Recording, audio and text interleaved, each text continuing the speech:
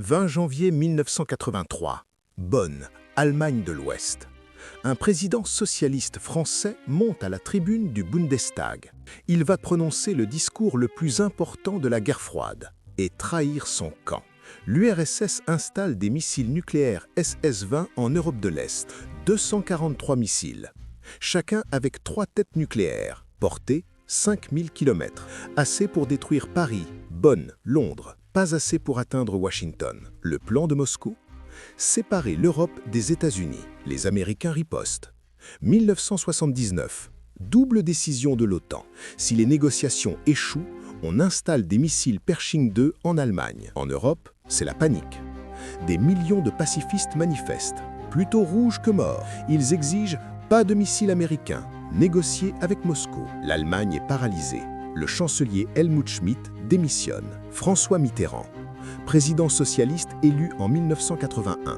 Son parti, ses alliés communistes, ses électeurs, tous pacifistes. Mais lui sait, si l'Europe refuse les Pershing, Moscou gagne. L'Amérique abandonne l'Europe et l'URSS dicte sa loi. 20 janvier 1983, Mitterrand est invité au Bundestag. Il regarde les députés allemands, déchirés entre peur nucléaire et peur soviétique. Et il dit « Le pacifisme est à l'ouest et les euromissiles sont à l'est. Je pense qu'il s'agit là d'un rapport inégal. Puis, seul l'équilibre des forces peut conduire à de bonnes relations avec l'Est. » Traduction, accepter les missiles américains ou l'Europe est foutue. Un président socialiste soutenant Reagan, défiant Moscou. Le Bundestag, debout, l'applaudit.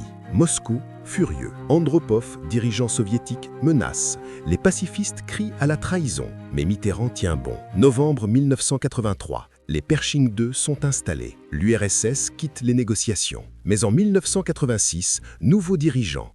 Mikhaïl Gorbatchev. Il comprend. L'Occident ne cédera pas. Il retire sa demande d'inclure la force française dans les négociations. 1987. Traité FNI. Reagan et Gorbatchev détruisent tous les missiles intermédiaires. SS-20 et Pershing disparaissent. La crise est terminée, grâce à un socialiste français qui a choisi la fermeté contre son propre camp, contre Moscou, pour sauver l'Europe, pendant que le monde retenait son souffle. Bienvenue dans la guerre froide.